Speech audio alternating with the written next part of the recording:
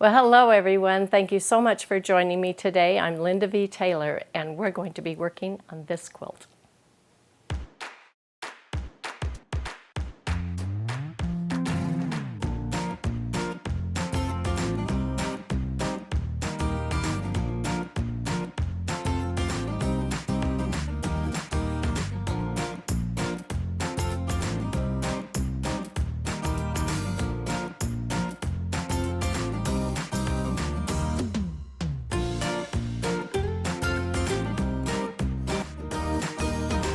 As a quilter, for many years, I've had the opportunity to travel around the world and meet new friends in many different countries. One of the most memorable was in 2006 when we had the opportunity to go to South Africa and teach the Zulus about completing the process of quilting. Many of them had already been piecing, and due to our sweet lady Elizabeth Beretta, who was one of my students, so they had pieced many quilts. It was a joyous time, and I made many friends there. I am so thankful for that opportunity.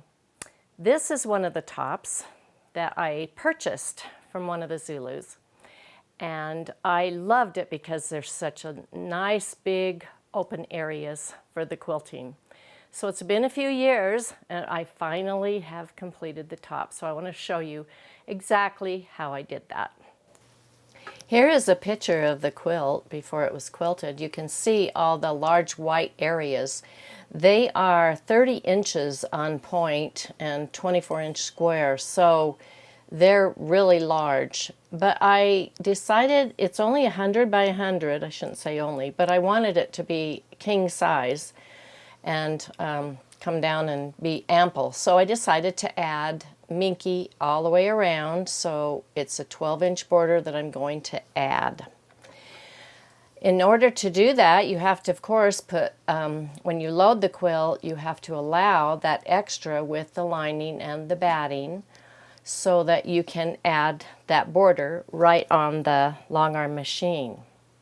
So you put right sides together, and here it is, right sides together with the quilt, and stitch that line across the top, and then I brought it up, and then I can stitch along the very top of the quilt because that minky at the top is part of it now. To add on the side, the same thing. This is, there, here it is, and I started sewing. You can't sew all the way down to your bar, you just have to wait until you roll as you put the sides on. But it seems to work out just fine. And then here it is, ready to go and ready to put the design in it. And I chose just to do some swirls in that outer border with the minky. So now my quilt's ready to quilt. These large areas deserved very special pattern, and I decided to do the entire quilt with a contrasting blue thread, which I decided to use the Omni thread. I have such good luck with it. I love it. So let me show you the patterns I used. These are a couple of the patterns that I was considering putting in these areas. This is a pattern, and it has a border as well. It's very intricate. It's one that I used on a show quilt, and I call this Rick's Song, named after my husband. But I want to show you what I did. Let's get this larger.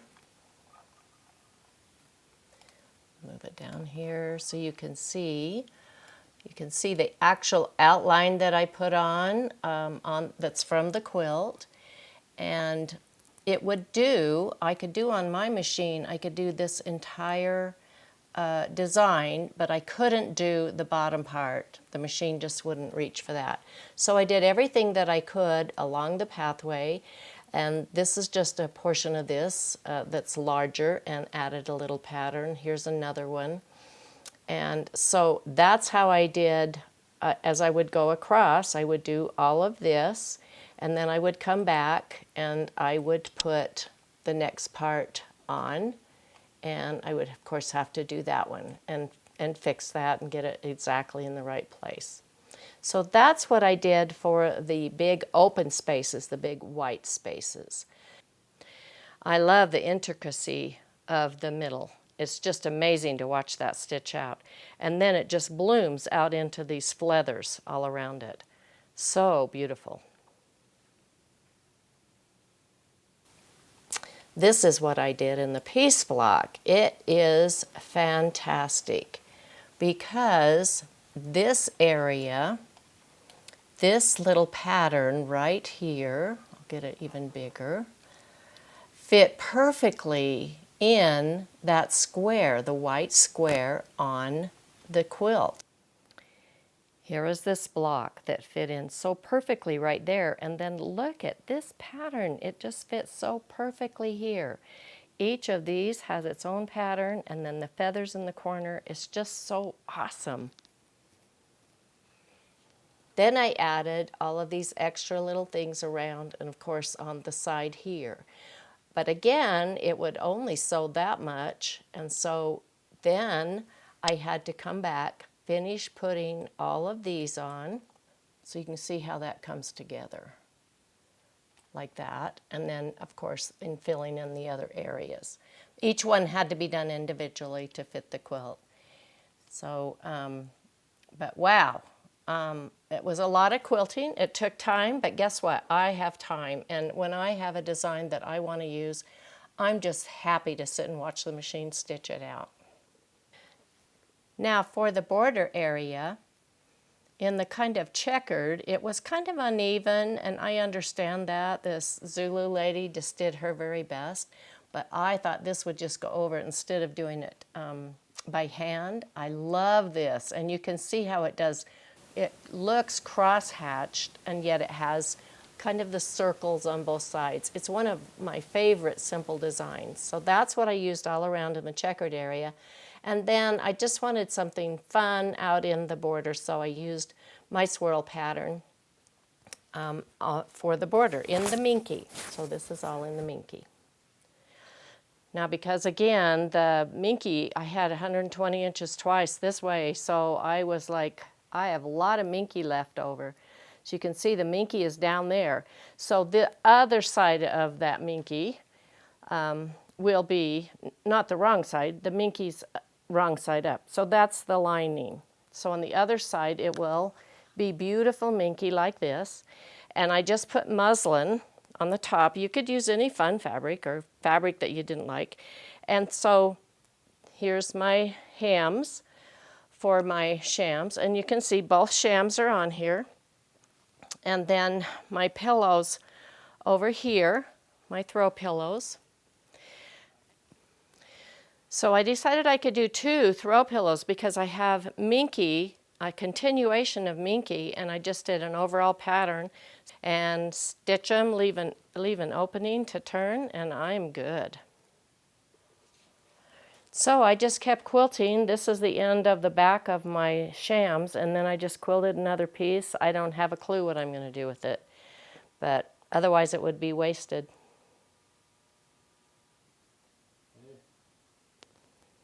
No matter what you put on the back of this quilt, it would have been absolutely gorgeous, but this Minky is just outstanding, and I will use it both ways on my bed in my house. It's just so beautiful. I love the intricate patterns because they just pop that design out in that Minky. Now let's take a look at the finished product. It is so gorgeous hanging here. It has the shams hanging over the top and the 2 pillows. They're not stuffed yet, but I just can't wait to get it on my bed. I still have to bind it.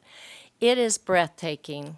Those patterns really stand out in that white area, and the pieced area is gorgeous. So thank you so much for joining me today. Be sure to join me next time on Best of Both Worlds.